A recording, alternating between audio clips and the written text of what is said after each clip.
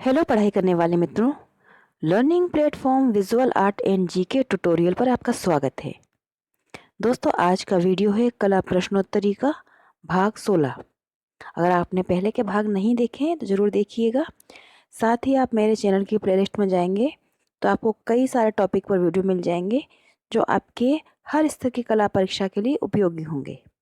अगर आपको मेरे वीडियो पसंद आते हैं तो इन्हें लाइक कीजिए, अपने दोस्तों के साथ शेयर कीजिए और अगर आपने चैनल अभी तक सब्सक्राइब नहीं किया है तो सब्सक्राइब करके बेल आइकन जरूर प्रेस कर दीजिए, जिससे जो भी वीडियो मैं अपलोड करूं उसका नोटिफिकेशन आपको मिलता रहे। तो आइए देखते हैं इस सीरीज़ के प्रश्न और आप बताइएगा कि आपके कितने प्रश्न सही थे।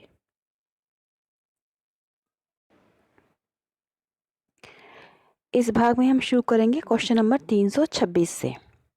325 प्रश्न हो चुके हैं इस सीरीज़ के। प्रश्न है, स्तूप का सबसे सुसज्जित स्थान या भाग कौन सा होता है? मतलब स्तूप के जो अलग अलग भाग होते हैं, अलग अलग तरीके से जो सजाए जाते हैं, लेकिन उसमें सबसे जो ज़्यादा अच्छे से सजाया जाता है वो कौन सा स्थान होता है? ये जो पार्ट हैं जैसे यष्टि, वेदिका, हर्मिका, अंड, ये अलग अलग इसके भाग हैं या स्थान हैं। तो स्तूप का सबसे सुसज्जित स्थान या भाग होता है वेदिका या द्वार। आंसर हो जाएगा ऑप्शन बी। वेदिका भी आ सकता है ऑप्शन में और द्वार भी आ सकता है। स्तूप के द्वार या वेदिका को सबसे ज़्यादा सजाया जाता है, जिसपे कहानियों का और फूल पत्ती इस तरह के अलंकरण करके उन्हें सुसज्जित किया जाता है। क्वेश्चन 327 है, स्तूप में जिस स्थान पर अवशेष रखे जाते हैं उसे क्या कहा जाता है? देखिए, मैंने आपको बताया था कि जो स्तूप होते हैं वो 4 प्रकार के होते हैं। जैसे शारीरिक स्तूप जिसमें शरीर के अवशेष रखते हैं, पराभूमिक स्तूप जिसमें प्रयोग वस्तुओं के आधार पर बनाया जाता है, जो मतलब जिसका स्तूप बन रहा है उसने जो चीज़ें प्रयोग की हैं उनको रखा जाता है। एक होता है उद्देशिक स्तूप, यानी कि जहाँ भ्रमण स्थान पर जाते हैं, जहाँ जहाँ पर गए, जैसे गौतम बुद्ध, तो उनके जहाँ जहाँ पर गए वहाँ पर बना दिए गए। और एक होता है संकल्पित स्तूप, यानी कि स्वयं की इच्छा से कि हाँ हम वहाँ पर बनाना है, इस तरह संकल्प लिया और उस पर बनाए गए। तो 4 हो गए इसके स्तूप के प्रकार। लेकिन इसमें पूछा गया है कि स्तूप में अवशेष, यानी कि अगर किसी के शारीरिक अवशेष हैं या चीज़ें हैं तो स्तूप में वो कहाँ रखी जाएंगी? तो अवशेष जो होते हैं वो रखे जाते हैं मेदी में। आंसर है ऑप्शन डी। मैंने आपको इसका डिटेल में बता दिया है कि इस तरह से 4 भाग होते हैं और जो मेदी वाला जो पार्ट होता है उसमें स्तूप में अवशेष रखे जाते हैं। क्वेश्चन है 328, स्तूप में ठोस और गोल आकार की रचना का क्या कहलाती है या क्या नाम होता है? स्तूप में जो ठोस आकार की गोल रचना होती है उसे कहा जाता है अंड। आप देख रहे हो गुम्मद भी लिखा है, लेकिन अंड शब्द इसमें आता है, अंड शब्द यूज़ किया गया है इसके लिए। और अगर जैसे कहीं पर आएगा ए और बी दोनों तो वो भी कर सकते हैं, लेकिन सही जो शब्द है इसके लिए वो अंड है। गोल आकार की ठोस रचना वो कहलाती है, क्योंकि गुम्मद जो होता है गोल तो होता है लेकिन वो ठोस नहीं होता। अंड जो होता है गोल और ठोस रचना होती है, वो कहलाती है अंड। ये स्तूप का एक पार्ट है। क्वेश्चन नंबर 329 है, स्तूप का सबसे पवित्र स्थान कौन सा होता है? स्तूप का सबसे पवित्र स्थान जो होता है वो होता है हर्मिका। आंसर है इसमें ऑप्शन सी। सबसे पवित्र स्थान कहलाता है हर्मिका, जो स्तूप में ऊपर की तरफ होता है, ऊपर पार्ट है हर्मिका। क्वेश्चन नंबर 330 है, यष्टि में कितने छल्ले होते हैं? तो यष्टि जो होती है, जैसे मैंने आपको बताया भी था कि अलग अलग पार्ट होते हैं, तो उसमें यष्टि जो होता है ऊपर का पार्ट होता है हर्मिका के पास, उसमें सबसे ऊपर होता है ये। तो उसमें 3 छल्ले होते हैं और ये छल्ले जो होते हैं ये बुद्ध आशीर्वाद देते हैं, इस तरह से उसका प्रतीक होते हैं। और उसका अर्थ, 3 छल्लों का अर्थ है, एक का है बुद्ध, दूसरा है धम्म, तीसरा संघ। ये 3 छल्ले जो होते हैं बुद्ध, धर्म, धम्म और संघ को प्रदर्शित करते हैं। तो आंसर है यहाँ पर ऑप्शन बी, 3 छल्ले होते हैं यष्टि में। क्वेश्चन नंबर 331 है, सांची का पुनर्निर्माण किस काल में हुआ था? देखिए सांची का निर्माण जैसे बताया था मैंने अशोक ने करवाया था मौर्य काल में, लेकिन वो नष्ट हो गए थे, उसको फिर से पुनर्निर्मित करवाया था शुंग काल में। और इस पूछा जाए शासक कौन था, तो पुष्यमित्र शुंग ने इसका पुनर्निर्माण करवाया था। क्वेश्चन है 332, सांची विश्व धरोहर सूची में किस वर्ष सम्मिलित हुआ था? सांची विश्व धरोहर सूची में शामिल हुआ था 1989 में। आंसर है ऑप्शन सी, 1989 में विश्व धरोहर सूची में सांची सम्मिलित हुआ था। क्वेश्चन है 333, भरहुत स्तूप कहाँ स्थित हैं? भरहुत स्तूप अगर पूछा जाए राज्य तो मध्य प्रदेश, और अगर जिले का नाम पूछा जाए तो सतना। मध्य प्रदेश के सतना में है भरहुत स्तूप। आंसर है ऑप्शन बी। क्वेश्चन नंबर 334 है, भरहुत स्तूप की खोज का श्रेय किसे जाता है? तो भरहुत स्तूप की खोज की थी 1873 में, 1873 में कनिंघम जी ने। आंसर है ऑप्शन ए, कनिंघम जी ने खोज की थी। और कब की थी पूछा था तो 1873 में इन्हें खोजा गया था। अगला प्रश्न है, भरहुत स्तूप के अवशेष कहाँ संग्रहित हैं? तो भरहुत जो स्तूप अब तो नष्ट हो चुका है पूरी तरीके से, क्योंकि इसके जो अवशेष हैं वो संग्रहालय में पहुंच चुके हैं और वहाँ पर लोगों ने भी उसको काफ़ी नुकसान पहुंचाया था। अब इसके जो अवशेष हैं वो कोलकाता के संग्रहालय और प्रयागराज के संग्रहालय में हैं। तो आंसर हो जाएगा ऑप्शन ए, 1 और 2, यानी कि कोलकाता के संग्रहालय में भी इसके अवशेष हैं और प्रयागराज यानी कि जिसका पूरा नाम था इलाहाबाद, वहाँ के संग्रहालय में भी भरहुत स्तूप के अवशेष संग्रहित हैं। क्वेश्चन है 336, भरहुत किस पर्वतमाला में स्थित है? मध्य प्रदेश के सतना जिले में है और वहाँ से पर्वतमाला जो गुजरती है वो विंध्य पर्वतमाला है। तो आंसर है ये, भरहुत जो स्तूप है वो आते हैं विंध्य पर्वतमाला के अंतर्गत। ऑप्शन ए है इसका आंसर।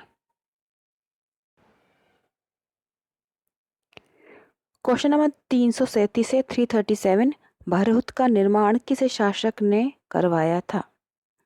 भरहुत का निर्माण जो करवाया था, देखिए पहले तो सबसे पहले जैसे बताया मैंने कि ये जैसे कि सांची के स्तूप थे वो भी सबसे पहले बने थे अशोक के समय में, और भरहुत ही स्तूप भी बने थे अशोक के समय में, और इन दोनों में सिमिलरिटी भी है, दोनों काफ़ी मिलते जुलते हैं। और उनका जो निर्माण काल है भरहुत और सांची दोनों का 3वीं शताब्दी ईसा पूर्व है, और दोनों ही अशोक ने बनवाए थे।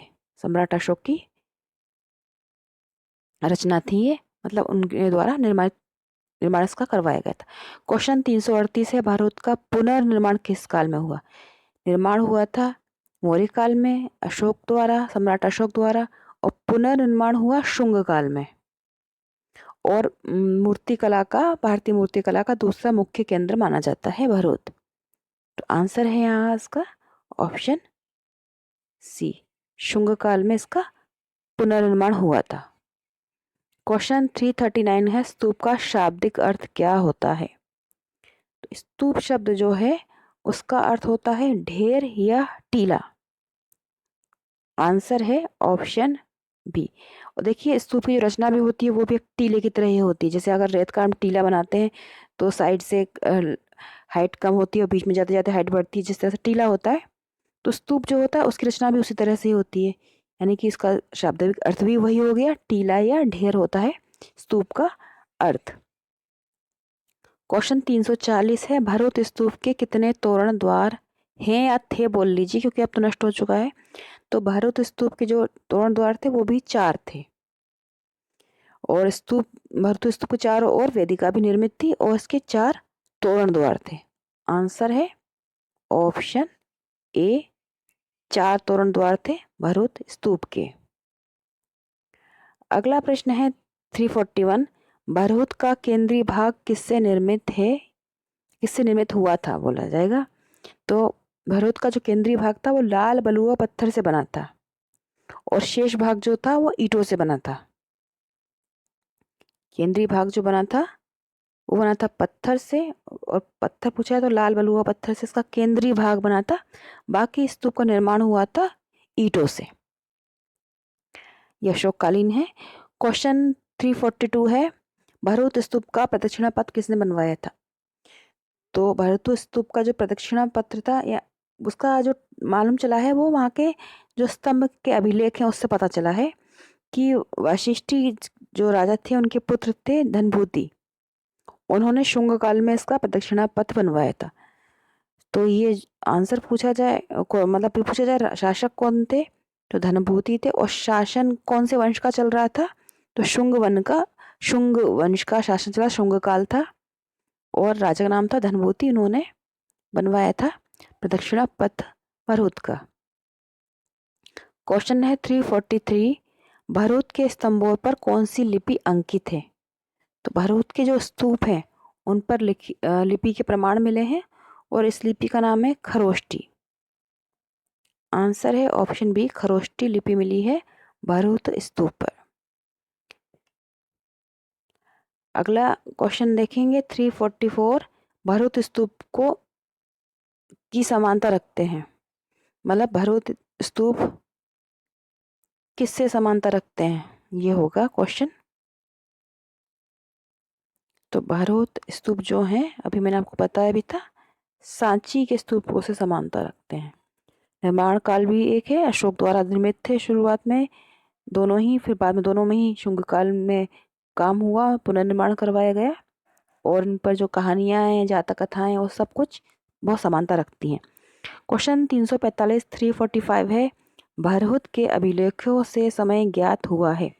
तो भरहुत के अभिलेख पर जो प्रमाण मिले हैं, अभिलेख मिले हैं, उससे इसका समय जो मिला है पता चलता है, वो हुआ है 185 ईस्वी पूर्व से लेकर 75 ईस्वी पूर्व। आंसर हो जाएगा ऑप्शन बी, 185 से 75 ईस्वी पूर्व इसका समय पता चला है अभिलेखों से। क्वेश्चन है 346, भरहुत स्तूप के तले का व्यास कितना था? तो भरहुत स्तूप का जो तला था उसका व्यास था 68 फीट, और इसका पत्थर लाल रंग का चुनार जैसा रवादार था। लाल रवादार चुनार पत्थर जैसा इसका पत्थर था, और 68 फीट इसका जो था वो व्यास था। आंसर है ऑप्शन बी। अगला प्रश्न है, भरहुत स्तूप के तोरण द्वार की ऊंचाई कितनी थी? तो भरहुत स्तूप के जो तोरण द्वार थे उसकी ऊंचाई लगभग बताया जाता है कि 22 फीट से अधिक थी। इसकी जो तोरण द्वार थे, मतलब ये देखिए, भरहुत स्तूप की जो स्तूप है वो अर्ध गोलाकार गुम्बद के रूप में ईंटों से बना हुआ था। थोड़ा सा आपको बता देती हूँ कि अर्ध गोलाकार ईंटों से बना था, और इसका पत्थर लाल रंग का चुनार जैसा रवादार था, और जैसे बताया भी इसका व्यास 68 फीट था, और आधार के चारों ओर एक ऊंची मेधी बनी हुई थी जिस पर जाने के लिए सीढ़ियां थी, और सांची की भांति भी इसमें 4 तोरण द्वार थे जिनकी ऊंचाई थी लगभग 22 फीट से अधिक। लगभग माना जाता है 22 फीट से अधिक इनकी ऊंचाई रही होगी। और वेदिका में आयताकार स्तंभ लगे हुए थे जो सूचियों के द्वारा एक दूसरे से जुड़े हुए थे। ये इस तरह की इसकी बनावट थी। इसकी जो स्तंभों की मुड़ेरियां पर उष्णी बने हुए थे, और उसकी पूरी ऊंचाई लगभग 7 फीट 1 इंच थी। तो इसकी जो तोरण द्वार थे उसकी ऊंचाई लगभग 22 फीट। क्वेश्चन 348 है, भरहुत स्तूप में बुद्ध की छवि का अंकन किस रूप में किया गया है? देखिए, भरहुत स्तूप में जो बुद्ध की छवि बनाई गई है वो मानव रूप में नहीं है, मतलब जिस तरह से और जगह मिल जाता है, लेकिन यहाँ मानव रूप की छवि नहीं है, बल्कि यहाँ पर पाद, छत्रयुक्त आसन, छत्र, बोधि वृक्ष, पद चिन्ह आदि से व्यक्त किया गया है। मतलब सांकेतिक रूप में उन्हें बनाया गया है, मतलब ये सभी बने हैं, लेकिन उनकी मूर्ति जैसे बोला जाएगा मानव रूप या मूर्ति के रूप में वो वहाँ पर नहीं है। आंसर है ऑप्शन डी, ये सभी रूप में अंकन किया गया है। क्वेश्चन है 349, भरहुत स्तूप में अंकित थी। तो भरहुत स्तूप में जातक कथाएं व हास्य दृश्य दोनों का अंकन किया गया है। पूछा भी जाता है कि हास्य दृश्य कहाँ पर कौन से स्तूप में अंकित है, तो भरूच स्तूप में ये दोनों चीज़ें हैं, जातक कथाएं भी हैं और हास्य जो दृश्य हैं, हास्य विनोद दृश्य विषयक दृश्यों को भी वहाँ पर बनाया गया है। क्वेश्चन नंबर 350 है, भरूच स्तूप में कौन सी जातक कथाओं का अंकन था? तो वहाँ पर जो प्रमाण मिले हैं उससे मालूम चला है छह दंत जातक कथा, महाजनक जातक कथा, सुजात जातक कथा, वेशांतर जातक कथा और मूगपख जातक कथा, ये सारी कथाएं थी। तो आंसर हो जाएगा 1, 2, 3, 4, ये सभी कथाएं जातक कथाएं वहाँ पर अंकित की गई हैं।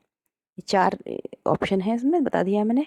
उसके साथ ही एक और थी, वो थी मूगपख जातक कथा, उसका भी अंकन है भरूच में। तो दोस्तों ये थे अन्य महत्वपूर्ण 25 प्रश्न।